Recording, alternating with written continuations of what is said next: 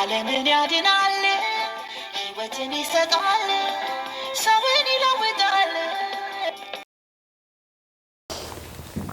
እንግዲህ ከወዴት እንደወደክ ካስብ ንስሐ ግባ የቀደመው ስራህን አድርግ አለዛ መጣባሃለው ንስሐ ባትገባ መቅረዙን ከስፍራ ወስዳለው ነገር ግን ይህ አለ እኔ ደግሞ ምጠላውን የኒቆላውያን ስራ ጠርተሃል መንፈስ ለአብያተ ክርስቲያናት የሚለውን ጆሮ ያለው ይስማ ድል ለነሳው በእግዚአብሔር ገነት ካለው ከሕይወት ዛፍ እሰጠዋለሁ እንግዲህ ከወዴት እንደወደክ ካስብ ንስሐ ግባ የቀደመው ስራህን አድርግ መንፈስ ጆሮ ያለው ይስማ መንፈስ ለአብያተ ክርስቲያናት ነው የሚለው ሰባቱ ተመረጡ እንጂ ለኛም ጭምር ነው ለመንፈስ ለአብያተ ክርስቲያናት ሁሉ የተጻፈ መልእክት ነው ስለዚህ እኛንም ይመለከተናል ኤፌሶን መጽሐፍ ላይ ያለውን ዛሬ ለኤፌሶን የተጻፈውን እንመለከታለን ጌታ ለኤፌሶን ቤተክርስቲያን ምንድነው ያላት የሚለውን በኤፌሶን ወዳለችው ወደ ቤተክርስቲያን መልአክ እንዲህ ብለህ ጻፍ አሁን ለኤፌሶን ለሰባቱም የተለያየ መልእክት ነው የደረሳቸው ለኤፌሶን የተጻፈውን ወደ ውስጥ ከመግባታችን በፊት ኤፌሶን ከተማ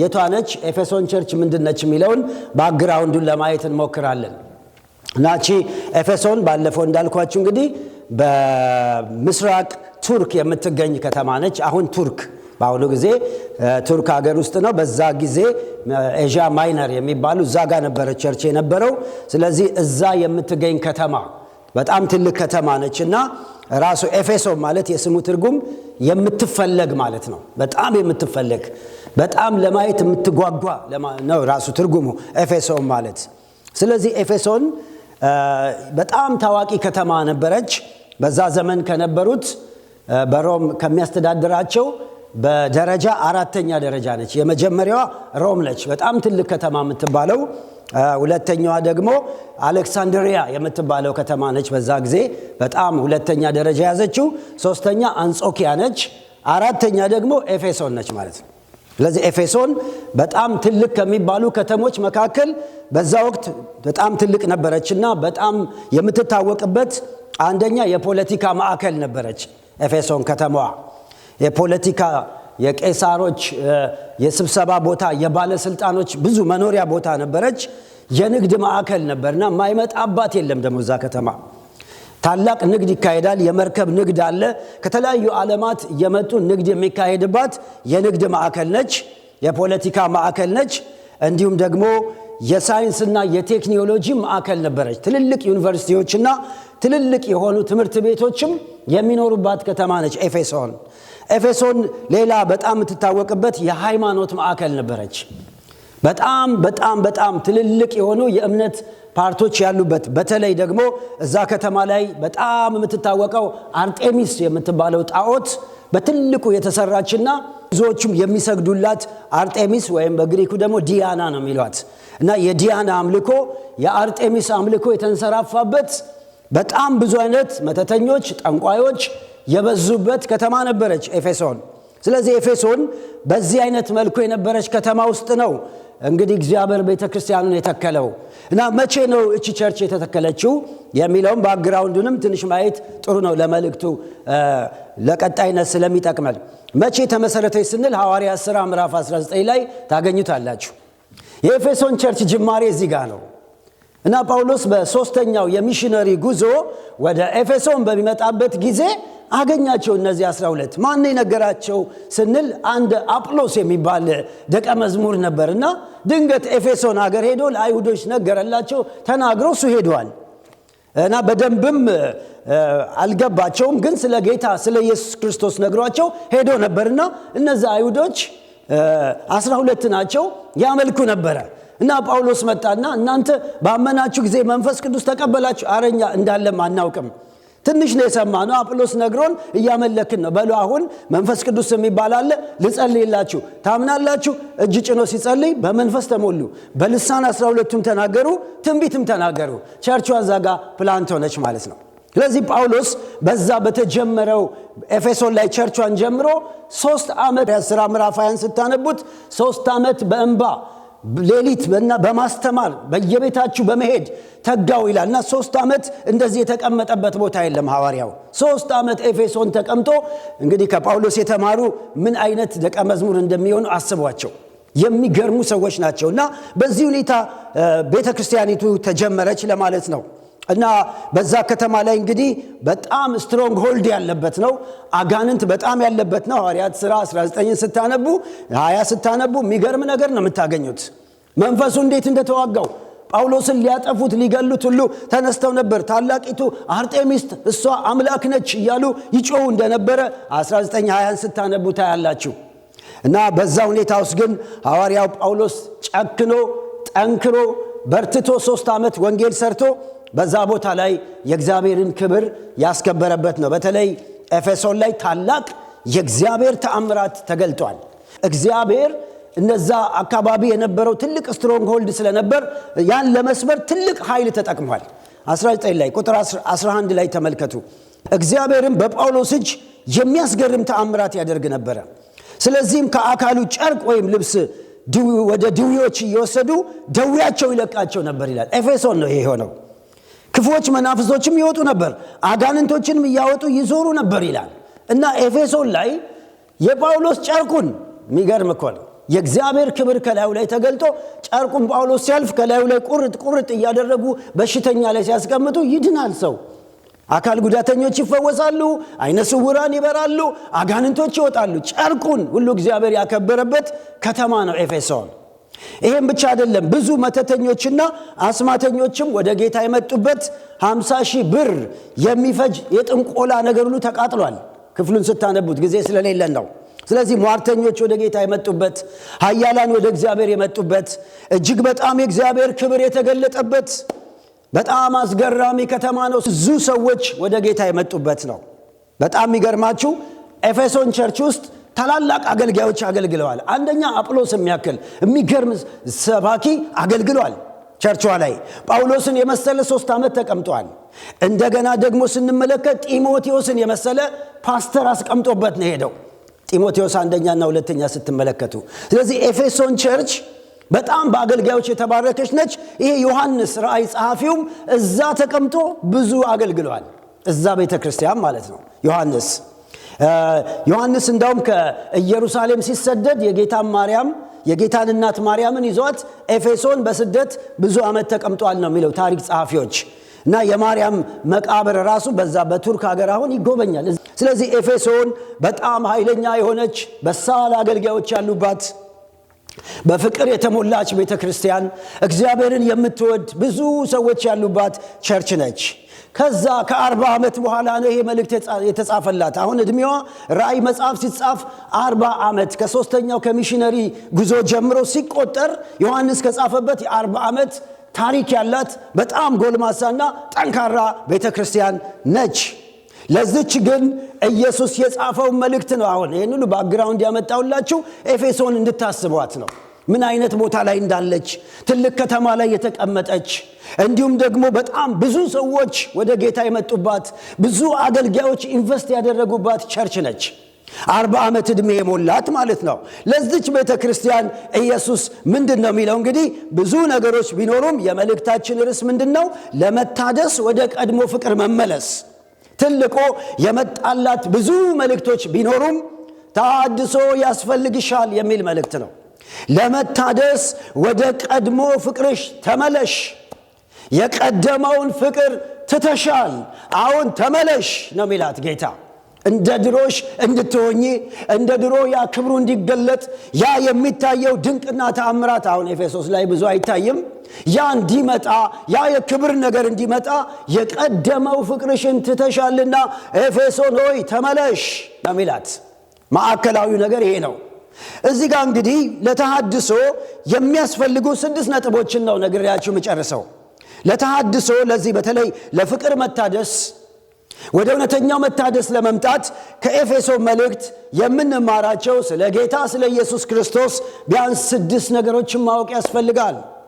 የመጀመሪያው ምንድነው? እንግዲህ እኛም የሚመለከተን ስለሆነ ለኤፌሶን ሲጀምር ቁጥር 1 ላይ ምንድነው የሚላት? በኤፌሶን ወዳለችው ቤተክርስቲያን መልአክ እንዲህ ብለህ ጻፍ፣ በቀኝ እጁ 7ቱን ከዋክብት የያዘው የሚል እናገኛለን። የመጀመሪያው እንግዲህ ተሐድሶ ለመግባት ኢየሱስ ጌታ ልጆቹን በቀኝ እጁ እንደያዘ ማወቅ ያስፈልገናል። ቤተ ክርስቲያንን፣ አገልጋዮቹን፣ ሕዝቡን በቀኝ እጁ የያዘ ይላል። ተመልከቱ፣ በቀኝ እጁ የያዘ ይላል። ሰባቱ ከዋክብቶች ባለፈው ተርጉመነዋል። የቤተ ክርስቲያን መሪዎች፣ አገልጋዮች፣ ሕዝቡንም ያመለክታል። ግን በተለይ ሰባቱ ከዋክብት የሚላቸው የቤተ ክርስቲያን መሪዎች፣ ፓስተሮቹ፣ ቤተ ክርስቲያኗን የሚመሩ ቀጥታ ለነሱ ነው አድሬሱ። ነገር ግን እነሱ ብቻ አይደሉም። እዚሁ ምዕራፍ 1 ቁጥር መጨረሻው ላይ ስትመለከቱ ቁጥር 20 ላይ ትርጉሙን ሰጥቷል። ሰባቱ የወርቅ መቅረዞች ምስጢር ይህ ነው። ሰባቱ ከዋክብት የሰባቱ አብያተ ክርስቲያናት መላእክት ናቸው። ሰባቱ መቅረዞች ሰባቱ አብያተ ክርስቲያናት ናቸው። በቀኝ እጄ የያዝኳቸው ይላል። ክብር ለጌታ ይሁን። ወገኖቼ ሁልጊዜ ማወቅ ያለብን ጌታ ኢየሱስ ቤተ ክርስቲያኑን በእጁ ይዟል። እስቲ ለዚህ አሜን። ውስጡ ያሉ አገልጋዮችም በሱ የተያዙ ናቸው። ውስጡ ያለነውም እኛ ደግሞ በቀኝ እጁ ይዞናል። ይሄንን ማወቅ ለተሐድሶ በጣም ኢምፖርታንት ነው። በቀኝ እጄ ለያዝኳቸው ለዚህ ለኤፌሶን ቸርች ተናገር ነው ያለው ሲጀምር። በመጀመሪያ ደረጃ ቤተ ክርስቲያን ዝም ብላ የበቀለች አይደለችም። ባለቤት የሌላት አይደለችም። ባለቤት አላት። ቀኝ እጇን የያዘ በእጁ በቀኝ እጁ ይዞ የሚመራት ነች። ስለዚህ ወገኖቼ ስለ ቸርች እንግዲህ ስናስብ በጌታ እጅ እያንዳንዳችን እንደተያዝን፣ መሪዎቹ በእግዚአብሔር እጅ እንደተያዙ፣ ውስጣችን ያለን እኛ ጌታ በቀኝ እጁ እንደያዘን ሁል ጊዜ መርሳት የለብንም። ኤርምያስ 18 ቁጥር 1 ላይ ጭቃ በሸክላ ሰሪ እጅ እንዳለ በእጅ ያላችሁ ይላል። በጌታ ቀኝ እጅ ተይዘናል። ኢሳይያስ 41 ላይ በጽድቄ ቀኝ ይዤሃለሁ፣ በጽድቄ ቀኝ ይዤሃለሁ ይላል። አንተ ትል ያዕቆብ ሆይ። ስለዚህ ወገኖቼ ዛሬ እዚህ ቤት ያላችሁ ጉድ ኒውስ ነግራችኋለሁ። በጌታ ቀኝ እጅ ተይዛችኋል። እስቲ በደንብ አሜን በሉ። እውነት ነው። ኢየሱስ ነው የተናገረው። ምናልባት ላይሰማን ይችላል። ስለተሰማን ስላልተሰማን አይደለም። እውነቱ ግን ቀኝ እጅ በቀኝ እጄ ይዣታለሁ። ሰባቱን ከዋክብት ይዣለሁ። ሰባቱ አብያተ ክርስቲያናትን ይዣለሁ። ሕዝቡም ይላል ጌታ ኢየሱስም በአዲስ ኪዳን በዮሐንስ ወንጌል ምዕራፍ 10 ላይ በግልጽ ነግሮናል። በጎቼ ድምፄን ይሰማሉ፣ ከእጄ ማንም አይወስዳቸውም ብሏል። ከእጄ ማንም አይነጥቃቸውም በጎቼም ብሏል። ስለዚህ ያለ ጥርጥር ምንም አትጠራጠሩ። ውጊያ ቢኖርባችሁ በቀኝ እጁ ይዟችኋል። ማንም ሊነጥቀን አይችልም። አብርሃም ላይ ያቀን ይችላል፣ እስራኤል ላይ ገነዘበን ይችላል። ጌታ ግን ዛሬ ይናገረናል፣ በቀኝ እጄ ይዤሃለሁ። ይህን እውነት ማወቅ በጣም በጣም ይጠቅመናል። በቀኝ እጅ መያዝ ማለት ግን አንድ ማንረሳው ነገር ምንም ችግር አይደርስብም ማለት አይደለም። ጌታ በቀኝ እጁ ይዞኝ እንዴት ችግር ይደርስብኛል አይባልም። በቀኝ እጁ ተይዘን መከራ ይመጣል። ቀኝ እጁ ምንድነው? የማጽናት ምልክት ነው። ቀኝ እጁ ምንድነው? ሰንጥቀን እንድንሄድ አልፈን እንድንሄድ የሚያደርገን ምልክት ነው። እስቲ ዕድሜ ቁጠሩ ጌታን ካገኛችሁ። እዚህ እንዴት ደረሳችሁ? የጌታ ቀኝ እጅ ስለያዛችሁ እንጂ ስንት ነገር ተዘግቶባችሁ ነበር። ስንት ነገር ተጨልሞብን ነበር። ጌታ ግን በእጁ ይዞ አሻግሮ እዚህ ያደረሰን። ክብር ለሱ ይሆን። ሃሌሉያ። ስለዚህ ቀኝ እጅ መያዝ ማለት በቃ ሰብረን እንድንሄድ። የናሱን መዝጊያ ሰብራለሁ፣ የብረቱን መወርወሪያ ቀርጣለሁ፣ ቀኝ እጅን ይዣለሁ ቂሮስ አለው። ቀኝ እጁ የተያዘ ሰው እየሰበረ ይሄዳል፣ እየጣሰ ይሄዳል። ችግር አለበት፣ መከራ አለበት፣ ግን እያለፈ ይሄዳል። ስለዚህ ዛሬም ችግር መከራ ቢኖር አትፍሩ። እንደገና ሰንጥቆ ማሳለፍ ብቻ አይደለም፣ አንዳንዴ ደግሞ ጸንተን እንድንሞትም ለጌታ የሚረዳን እሱ ነው። እስጢፋኖስ ቀኝ እጁ በጌታ ተይዞ ነበረ። አገልግሎቱን ስለጨረሰ አጽንቶት አልክድም ብሎ ሞተ። ቀኝ እጁ ስለተያዘ ነው። በዚህ በኤፌሶን ቸርች ታሪክ ላይ ስታጠኑ ፖሊካርፕ የሚባል አንድ የቤተ ክርስቲያን አባት ነበረ ከነ ዮሐንስ በኋላ። ስለሱ አሟሟት የተጻፉ ታሪኮች በጣም ይገርማል። ፖሊካርፕ 86 ዕድሜው ነው። 86 ዓመት ሽማግሌ ነው። በዛ ጊዜ ስደት ነበር በወቅቱ። ስለዚህ ተያዘና ዛፍ ላይ አሰሩት። ካሰሩ በኋላ እሳት ተዘጋጅቷል። ኢየሱስ ክርስቶስን ትክዳለህ ወይስ አትክድም? እምቢ ካልክ በእሳት ትቃጠላለህ አሉት። እሱ ደግሞ ታየው ጌታ በቀኝ እጁ እንደያዘው። ስለዚህ እንዲህ አላቸው፣ 86 ዓመት ስኖር አንድ ቀን ያላስቀየመኝን ኢየሱስ ዛሬ አልክደውም አላቸው። እዛው አቃጠሉትና በእሳት ነዶ ሞተ ይላል። አሜን። የእግዚአብሔር ቀኝ እጅ ሲይዘን ለመሞትም በክርስቶስ የሚያስጨክን ነው። አልፈንም እንድንሄድ የሚያደርግ ነው እና ለኤፌሶን ቤተክርስቲያን ይሄን የጻፈላት ቀኝ እጁን ይዤሻለሁ ተሐድሶ ያስፈልግሻል አላት። ሁለተኛ የምናየው ነገር እንግዲህ ስለ ተሐድሶ የሚያስፈልገው ሁለተኛው ነጥብ ጌታ ኢየሱስ ሁሉን ነገር አውቃለሁ ይላል። ሁለተኛው ነጥብ ኢየሱስ ሁሉን ነገር ጠንቅቆ ያውቃል። ሁሉን ነገር አውቃለሁ ይላል። ያው ድካምን አውቃለሁ፣ ትዕግስትን አውቃለሁ፣ ሁሉን አውቃለሁ እያለ ነው የሚጀምረው። ስለዚህ ጌታ ኢየሱስ ክርስቶስ ሁሉን ነገር ያውቃል። ሁሉን ነገር ያውቃል። በሕይወታችን ላይ የሚወጣውን የሚገባውን ነገር ሁሉ ያውቃል ወገኖቼ። አንድ ጊዜ በሕይወታችን የሚያውቅ አይመስለንም። ኤፌሶን ላይ ግን መጥቶ አውቃለሁ እንደዚህ ማድረግህን፣ ድካምን አውቃለሁ፣ ብርታትን አውቃለሁ። የሚገርም አምላክ እኮ ነው። አንዳንዴ እንዲህ ጌታ አያውቅም እንላለን። ጌታ ምንም ነገር አይረዳም። ያውቃል እያንዳንዷን በሕይወታችን ላይ ያለውን ነገር አይደለም ድርጊታችንን። ኢየሱስ ሐሳባችንን ያውቃል። ክብር ለሱ ይሁን። ሐሳባችንን ሁሉ ያውቃል። ስለዚህ ዛሬ በጣም ኮንፊደንስ ሊኖረን ይገባል። የሚያውቅ አምላክ አውቃለሁ። ስለዚህ ወገኖቼ ዛሬ ሰው አወቀኝ አላወቀኝ ብላችሁ ግራ አይግባችሁ። በአገልግሎት ጌታ ያውቃል የማገለግለውን አያውቅም አትበሉ። ያውቃል። የሚያይ አለ። ዋጋን ተምኖ መዝኖ በጊዜው ካሳ የሚሰጥ ኢየሱስ አለ። ስለዚህ አዩኝ አላየኝ አይደለም፣ ኢየሱስ ያያል። አገልግሎታችንን ያያል፣ ድካማችንን ያያል፣ ብርታታችንን ያያል፣ ቤታችንን ያያል፣ ኑሮአችንን ያውቃል፣ የውስጥ ሐሳባችንን ያውቃል። አረ የማያውቀው ነገር የለም። እሱ ኦምኒሸንት ኦምኒፕሬዘንት ነው። በሁሉ ቦታ የሚገኝ ሁሉን የሚያውቅ ኢየሱስ አለን። ክብር ለእግዚአብሔር ይሁን። ያውቀኛል። ቸርች ያውቃታል። ማን እንዳለ ያውቃል። ምን እንደምንሰራ በየሳምንቱ ያውቃል። መተን ምን እንደምናደርግ ያውቃል። እቤታችን ስንሄድ ያውቃል እኮ። የእሱ ነቻ የእሱ ነና። ስለዚህ የሚያውቀን ካለ ወዲም የሚያስብል የሚያሰጋ ነገር የለም። ዛሬ ጉድ ኒውስ ነግራችኋለሁ። ኢየሱስ ያውቃችኋል። እስቲ በደንብ አሜን በሉ። እስቲ ቀኝ እጃችሁን ዘርጉና ጌታ ያውቀኛል በሉ እስቲ። ሃሌሉያ ኦራ ባሃዳ ያላባስ ያውቃል ጌታ። አይደንቲቲ ክራይሲስ ብዙ ሰዎች የሚገጥማቸው ይህን እውነት ስለማያውቁ ነው። ጌታ እንደሚያውቀው ያወቀ ሰው ኮንፊደንስ አለው። በየትኛውም ቦታ ዘና ብሎ ነው የሚኖረው፣ አይሰጋም። ይሄ ነው እንግዲህ የሚነግራቸው። እኔ ያውቃለሁ ይላል። ሌላው የምናየው እንግዲህ ኢየሱስ ሃሌሉያ ኢየሱስ ሌላው ምንድነው? ኢየሱስ ሁሉን ይመዝናል፣ ደግሞም በትክክል ይፈርዳል። ይሄኛው ነው በቃ ለተሐድሶ ዋናው ነገር። ኢየሱስ ማወቅ ብቻ አይደለም፣ ይመዝናል። ታውቃላችሁ በዳንኤል መጽሐፍ ላይ ማኔ ቴቄል ፋሪስ በእግዚአብሔር ተመዘንክ ቀለ ተገኘ የሚል እግዚአብሔር ይመዝናል። ሐና እግዚአብሔር የጸሎቷን መልስ በሰጠ ጊዜ አትታበዩ በኩራትም አትናገሩ፣ እግዚአብሔር አዋቂ ነው፣ ስራውን ምን የሚል ነው አለች። የሚመዝን ነው። ዋው እንዴት ደስ ይላል ወገኖቼ! እንዴት በቃ ተረጋግተን የሚያኖረን እኮ መልእክት ነው ይሄ። እመዝናለሁ አለ፣ መዘነ። ከዛም ደግሞ ፍትህ ሰጠ። እሱ ከመዘነ በኋላ የሚሰጠው አስተያየት ጠብ አትልም። ዛሬ ሰዎች ይመዝኑናል። አንዳንድ ጊዜ ይመዝኗችሁና አንቺ በዚህ ኳሊፋይ ነህ፣ በዚህ ደግሞ ዋጋ የለህም ይላሉ። እሱ ግን ጥንካሬንም ብርታትንም መዝኖ በትክክል የሚያስቀምጥ ጻድቅ ፈራጅ ኢየሱስ። እስቲ ለዚህ ጌታ ክብር እንስጠው። እስቲ ለዚህ ጌታ ሃሌሉያ አሜን አሜን አሜን አሜን። ሰዎች አንዳንዴ ይመዝኑንና እሱ እንዲህ ነች ይላሉ። አታውቃትም እንዴ እሱ እንዲህ ነው ብለው ያልሆነ ነገር ይነግሩናል። በተለይ ሰው በዚህ ዘመን ያለን ፎልት ነው። በቃ ኔጌቲቭ ላይ ፎከስ ነው የምናደርገው ሰው ስንመዝን ራሱ። በተለይ በአበሻው ህብረተሰብ እንደዛ ነው ያለው። ኢየሱስ ግን ትክክለኛው ከስትሮንግ ነው። እንዳውም ሲጀምር ከጥሩ ነው። ይሄን ነገርን አውቃለሁ ግን ብሎ ደግሞ ቀስ ብሎ ነው የሚነግረው። እኛ መዝነን ምን ሙዚቃ ተጫዋች ካለ አሁን እስቲ መዝኑ ሲባል አሁን ምን ተጫወትኩ ብለህ ነው አሁን በቃ ኔጌቲቭ እኮ ነው የሚነገረው። ጥሩ ነው መባል አለበት መጀመሪያ። ይሄ ጥሩ ነው፣ መጫወት ጥሩ ነው፣ እንዲህ ማድረግ ጥሩ ነው ግን ነው ኢየሱስ እንደዛ ነው የሚለው። እኛ ጋር እንደዛ አይደለም። እግዚአብሔር የዘመኗን ቤተክርስቲያን ይፈውስ። አሜን። አንዳንድ ጊዜ በጥሩ ሞቲቭም አይደለም የሚመዘነው፣ በመጥፎም ነገር ይመዘንና ሰውን ለመጣል ይመዝኑና ያስወጡታል ከቸርች።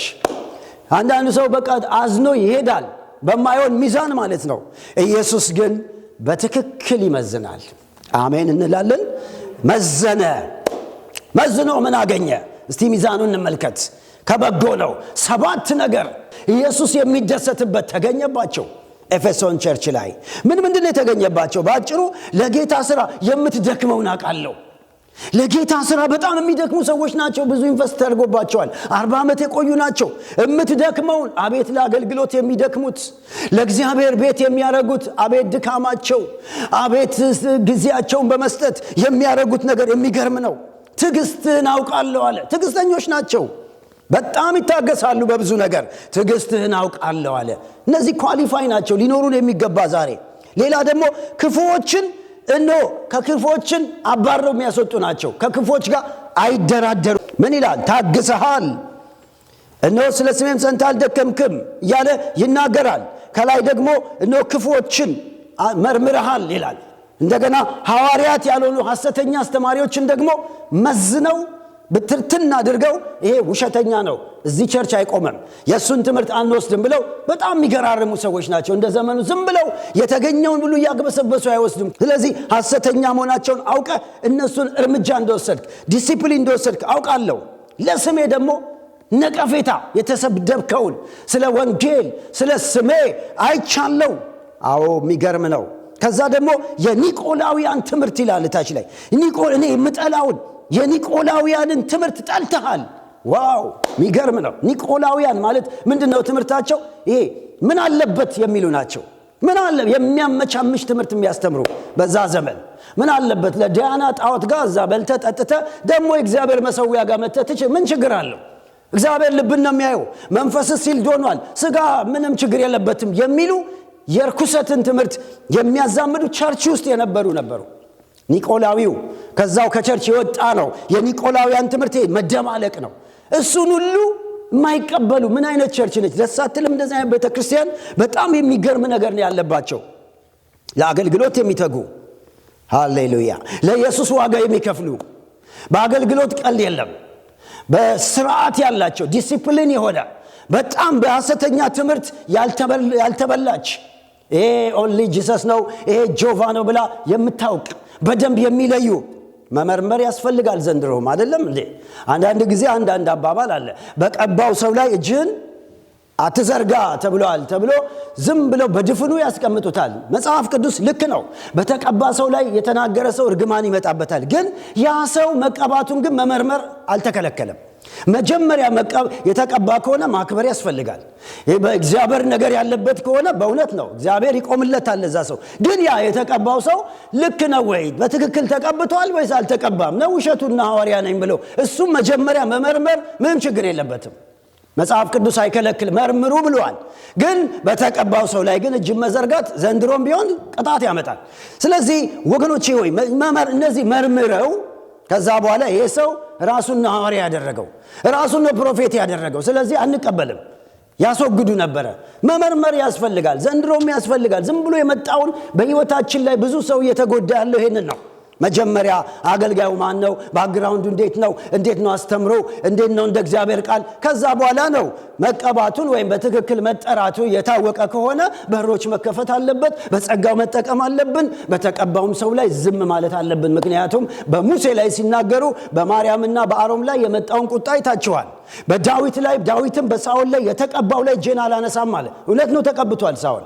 ስለዚህ በእግዚአብሔር ባስቀመጣቸው ሰዎች ላይ አፍ መናገርና እጅ መዘርጋት ቁጣ እንደሚያመጣ ዘንድሮም እውነት ነው። ግን ነው ወይ? መጀመሪያ ገብቷቸዋል። ያ ሰው መሆኑን መጀመሪያ ማጣራት በእግዚአብሔር ቃል በመንፈስ መመርመር ያስፈልጋል። ስለዚህ ኤፌሶኖች በጣም ደስ የሚሉ ሰዎች ናቸው። በጣም በሳል የሚባሉ ናቸው። እግዚአብሔር አምላክ ይህንን ጥበብና እውቀት ይጨምርልን። አሜን። ግን የሚገርማችሁ ነገር ሄደና ጥሩን ነገር 7ቱን ከነገረ በኋላ እንዲህ አላቸው፣ ነገር ግን አንድ የምነቅፍብህ ነገር አለኝ። ዋው! እቺ ቸርች እንዴት ነቀፌት አለባት! አሁን ምንድነው ሲል የቀደመው ፍቅርህን ትተሃል፣ ከወዴት እንደወደቅ አስብ፣ ወድቀሃል። ዋው! በጣም ይገርም ነው። 7 ሲባዛ ፍቅር 0 = 0። በቃ 0። በጣም ይገርም እኮ ነው። መቅረዝን አለዛ ከላይ ነው ወስድብህ። ይሄ ሁሉ የምታደርገው ነገር ጥሩ ነው፣ ግን በ0 ተባስቷል። ለምን? የቀደመው ፍቅርን ትተሃል። ይሄ ነው የመልእክቱ ዋና አንኳር። እዚህ ላይ ለኤፌሶን የተነገረላት ጥሩ ነገሯ እንዳለ ሆኖ የሚያደርጉት ነገር ሁሉ ያለ ፍቅር ነበረ። ለእግዚአብሔር የነበራቸው ፍቅር ጥለው ለካ ይቻላል ማገልገል፣ ለካ ዶክትሪናል በጣም ፐርፌክት ሆኖ ያለ ፍቅር መሆን ለካ ይቻላል። ልክ ነው። በጣም ጥሩ የሆነ ለጌታ ሥራ 24/7 እየደከሙ ያለ ፍቅር መሆን ይቻላል። ይሄው ኤፌሶን ያሳየናል። ተቻለ እኮ ሁሉን ቻዩ ሲመዝነው ልባቸው ፍቅር የላቸው። ለእግዚአብሔር ያላቸው ያ የመጀመሪያው ፍቅር የለም፣ እሳቱ የለም ውስጡ። ፍቅር እኮ እሳት ነው። መጀመሪያ የነደደው መጀመሪያ ይቀጣጠል የነበረው ያ የፍቅር እሳት አሁን የለም። የመጀመሪያው ነገራቸው ምንድነው? መዳን በጸጋ ላይ ስለሆነ በጸጋው በሚመጣው የመዳን ደስታ ውስጣቸው ነበረ። በመዳን ደስታ ተነሳስተው ነበር የሚያገለግሉት። ያ እሳት ነበር የመዳን ደስታ የሚባለው። በቃ እስቲ ያስቡት እናንተ ጌታን ባገኛችሁ ጊዜ የሚቀጣጠለው ያ ፍቅር፣ የመጀመሪያው ጌታን ባገኛችሁ ሰዓት ያ ፍቅር ውስጣቸው ነበር። እነዚህ ሰዎች ብዙውን ዘመን በዛ ፋየር ነበር የሚያገለግሉት። ሌላ ደግሞ ያላቸው ኳሊቲ በግል ኢንቲሜሲ ነበራቸው። ፐርሰናል የሆነ ከኢየሱስ ጋር የሚጸልዩበት፣ በእንባ በእግዚአብሔር ፊት እያለቀሱ ኢንቲሜሲ ነበራቸው። ያ ፍቅር የለም አሁን። እሳቱ የለም፣ ሲፈለግ ኢንቲሜሲው የለም። ሌላው ደግሞ ምንድነው? በተግባር የሚታይ ፍቅር ነበራቸው በዛ ዘመን። ለእግዚአብሔር ያላቸውን ፍቅር የሚሰጡበት ነገር ዋጋ በመክፈል ከልብ በሆነ ነገር እርስ በርስ በመዋደድ ገንዘባቸውን በመስጠት ራሳቸውን በመስጠት ይሄ ፍቅር ነበር። አንዱ ለወንዱ ወንድሙ ያስብ ነበር። ይሄ የሚነደው ፍቅር አሁን የለም። ኢየሱስ ሲያየው አለ አገልግሎት እንደዚህ ስብከት ይካሄዳል ወገኖች ምናምን በቀስ ቤት ቸርቹ ሞልቷል። የ40 ዓመት ቸርች ያስቡት፣ ቦታም የለውም፣ ቤቱ ሙሉ ነው። መዛኙ ግን ሲመጣ ወድቀሃል አለ። ዛሬ በህዝብ ብዛት አይደለም፣ በጉባኤ ብዛት አይደለም፣ በእድሜ ርዝማንም አይደለም፣ በሞላ ጎደል አይደለም። ሁሉን የሚችል እግዚአብሔር ከላይ ያያል። ዋናው ሚዛኑ ፍቅር ነው። ፍቅሩን ጥለሃል። የቀደመው ፍቅር የለም። አሁን መካኒካል ሆኗል። ወደ ምን ተቀየረ መሰላችሁ? የቅርብ ወዳጅነት በአገልግሎት ትጋት ላይ ተተካ ማለት ነው። ምን ማለት ነው? ሪፕሌስ ኢንቲሜሲ ዊዝ ወርክ ሆነ ማለት ነው። አክቲቪቲ አለ ያለ ፍቅር። እዚህ ጋር እሳት የለም። ዲያቆኑም ያገለግላል፣ ሰባኪውም ያለ ፍቅር ይሄዳል፣ ይገባል፣ ይወጣል። ያለ ፍቅር ተተካ፣ ሪፕሌስ አረገው። ያንን የሚገርመውን ኢንቲሜሲውን ፍቅሩን ምን ነካው? መካኒካል ነገር ተካው ማለት ነው። ይሄ ውድቀት ነው አለ ኢየሱስ። መውደድን በዲሲፕሊን ለወጡት። ፍቅር በፍቅር አልነበረም ለካ የሚያግዱት። ይሄ ሐዋርያ፣ ይሄ ፕሮፌት የሚሉት ሁሉ ለካ ያለ ፍቅር ነው። በቃ በጭካኔ መንፈስ ነው የሚያደርጉት። ጌታ አልወደደውም። ፍቅሩን በዲሲፕሊን ተለካ ማለት። አሁን ከሌን አግደናል፣ ዲሲፕሊን አድርገናል። ፍቅር አይደለም ጌታ ሲያየው። ዝም ብለው ነው በቃ የሚያደርጉት፣ ስርዓቱን ተከትለው ነው። ስለዚህ ያለ ፍቅር የሆነ ዲሲፕሊን ማገድ የሐዋርያ አይደለም፣ የነቢይ የምትሉት ሁሉ ከፍቅር አይደለም አለ ጌታ። ለካ በፍቅር ነው የሚመዝነው እሱ። አየው ይሄንን። ሌላው እሳቱን በስርዓት ተኩት። ፋየር የለም አሁን። ሪፕሌስ ፋየር ዊዝ ፎርም ነው የሚለው። ፎርም ቅርጽ። እሳቱ የለም፣ ቅርጽ አለ። በቅርጽ ለኩት። የሃይማኖት መልክ አላቸው፣ የአምልኮ መልክ አላቸው። ኃይሉን ግን ክተውታል። እሳት የለም። እግዚአብሔርን መውደዱ ቀል የለም፣ ቀንሷል። ወንድሞችን መውደድ የለም። ስለዚህ ጌታ እያየና የምነቅፍብህ ነገር አለኝ። 7ቱ አክቲቪቲዎች በጣም ቆንጆ ናቸው፣ ግን በዜሮ እየተባዛብህ ነው። ቶሎ ተመለስ፣ ቶሎ ንስሐ ግባ፣ ወደ ቀደመው ፍቅር ተመለስ ከወደክበት የሚል ነው። ወገኖቼ ይሄ መልእክት ለዚህ ለኔና ለእናንተ ላለንበት ዘመን ቤተክርስቲያን በጣም ትክክለኛ መልእክት ይመስለኛል። ብዙ ነገሮች ወገኖቼ ከቅርብ ግንኙነት ከጌታ ጋር ከመነጋገር ይልቅ ብዙ ነገሮች በስርዓት በስነ ስርዓት የተተኩበትና ሰውን ለእግዚአብሔር ያለው ፍቅር የቀነሰበት ዘመን ቢሆን ይሄ ነው። ለምንድን ነው የሚቀንሰው ስንል ከአመፃ ብዛት የተነሳ የብዙ ሰዎች ፍቅር ምን ትላለች? ትቀዘቅዛለች። ከአመፃ ብዛት። ለምንድን ነው እነዚህ 40 ዓመት ቆይተው የቀዘቀዙት? ከአመፃ ብዛት። ሰዎች አብረው መኖር ሲጀምሩ ቂም መያያዝ ይጀምራሉ። አመፅ ይበዛል፣ ወሬ ይበዛል፣ ሀቤት ይበዛል። ያ ነገር እያዳፈነባቸው ወሬ በጣም አደገኛ ነው። የብዙዎችም ፍቅርና ቤተክርስቲያን ሙሉ ቸርች ሆኖ ወሬ የበዛበት ቸርች አለ። ሀሜት የበዛበት ፍቅር የለም። ሐሜት ባለበት፣ ወሬ ባለበት፣ ትችት ባለበት ፍቅር የለም፣ ውሸት ነው። ጥሩ የሆነ የሙዚቃ ባንድ ሊኖር ይችላል፣ ትልልቅ ነገር ሊኖር ይችላል። መዛኙ ግን ሲመጣ ተመለስ ነው የሚለው። ዛሬ ወገኖቼ ቼክ እናድርገው እስቲ። ቼክ ማድረግ አለብን። አንዳንዴ ይገርማችኋል፣ ፍቅር እየጠፋ ሲሄድ አይታወቅም። አንድ ነገር የገባኛል፣ አጋንንት ወደ ሰው ሕይወት ሲገባ አይታወቅም፣ ታውቃላችሁ። ሲወጣ ግን ጮሆ ነው የሚወጣው። እግዚአብሔር ደግሞ ሲገባ ይታወቃል። ሰላም ደስ ሲወጣ ግን አይታወቅም። በጣም አስቡት ይሄን ነገር። እቺ ኤፌሶን ቤተክርስቲያን እንዴት እንደወጣ እንኳን ጌታ አታውቅም። እሷ እኮ ልክ ነኝ ነው የምትለው። የለም እሱ ሰይጣን ነው ሲገባ ማይታወቀው፣ ሲወጣ ጮሆ የሚወጣ።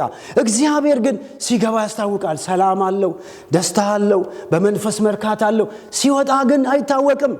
ቀስ እያለ ነው የሚወጣው። ዛሬም ከቤተ ክርስቲያን ቀስ እያለ ኢየሱስ እየወጣ ደጅ ቆሞ ሊሆን ይችላል፣ አናውቅም።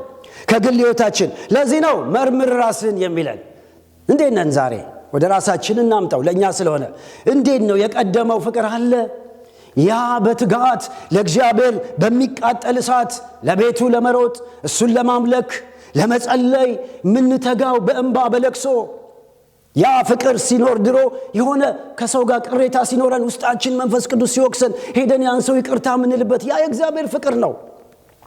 ብድግ ብለን መቼ ከኢየሱስ ጋር ጾም ጸሎት ይዤ ፊቱን ልፈልግ የምንል ያ ፍቅር አለ ዛሬ? አይ ዶንት ኖ። ራሳችንን ነው ማየት ያለብን። ስለዚህ የቀደመው ፍቅርን እፈልገዋለሁ ነው የሚለው። ዛሬ ለኔና ለእናንተም ያለው መልእክት ይሄ ነው።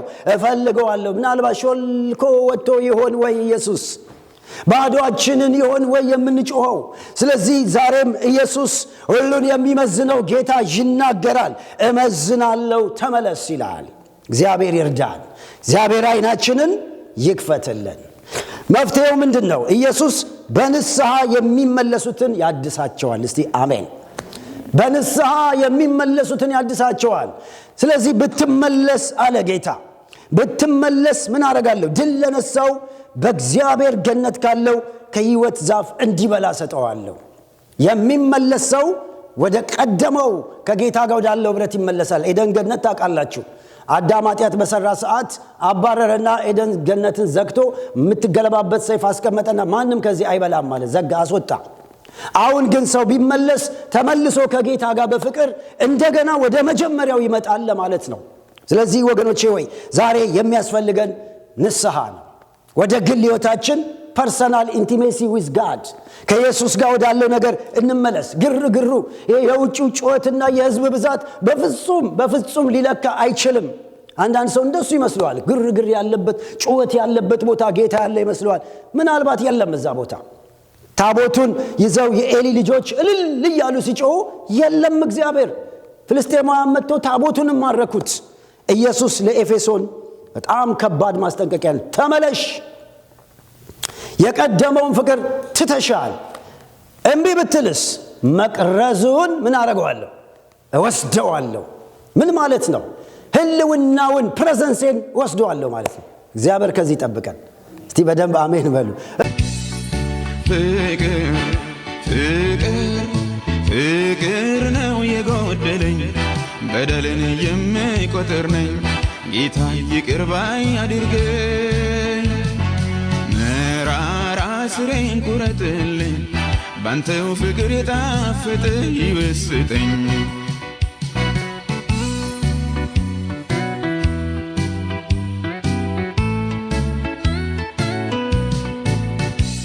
ትንቢትና እውቀት መገለጥ ቢኖረኝ፣ ተራራን የሚያፈልስ እምነት ሁሉ ባገኝ፣ ለሰዎች በመላክ ልሳን ብናገርም፣ ፍቅር ግን ከሌለኝ ምንም አይጠቅመኝም። ፍቅር ነው የጎደለኝ፣ በደልን የምቆጥር ነኝ።